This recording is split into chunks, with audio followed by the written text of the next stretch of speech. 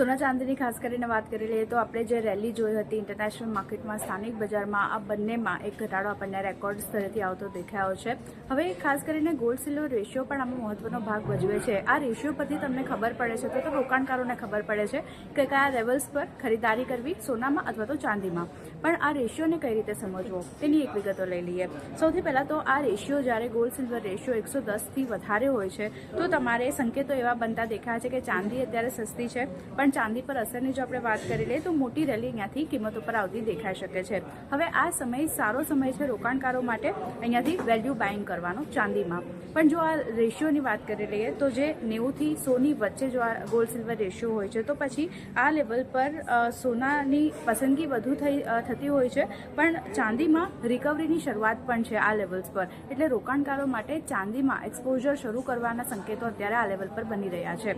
સાથે આ રેશિયો જો 70થી 80ની વચ્ચે આપણને રહેતો જોવા મળે છે તો પછી સોના ચાંદી બંને માટે બજાર અત્યારે સંતુલિત છે. સાથે સોના ચાંદી બંનેની કિંમતોમાં સ્થિરતા છે અને રોકાણકારો માટે એવી સલાહ છે કે તેમણે ટ્રેન્ડ ફોલો કરવો જોઈએ. પણ આ રેશિયો જો 55થી 65ની વચ્ચે આપણને ગોલ્ડ સિલ્વર રેશિયો રહેતો દેખાય છે તો પછી ચાંદીમાં મજબૂત છે, માંગ સારી એવી ચાંદી માટે બનતી દેખાઈ રહી છે.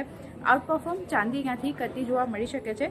રોકાણકારો માટે આ લેવલ પર નફો બાંધવાની સલાહ છે, કારણ કે ઓલરેડી ચાંદી આઉટપરફોર્મ કરી રહી છે, એટલે ક્યારે ને ક્યારે ઘટાડો આપણને અહીંયા ત્યાંથી એ લેવલ પરથી આવતો જોવા મળશે. એટલે અત્યારે જે પ્રોફિટ છે તે તમારે બુક કરી લેવાનો છે. પણ આ રેશિયો જો 40થી 45ની નીચે જાય છે ગોલ્ડ સિલ્વર રેશિયો તો પછી ડરનો માહોલ છે બજારમાં.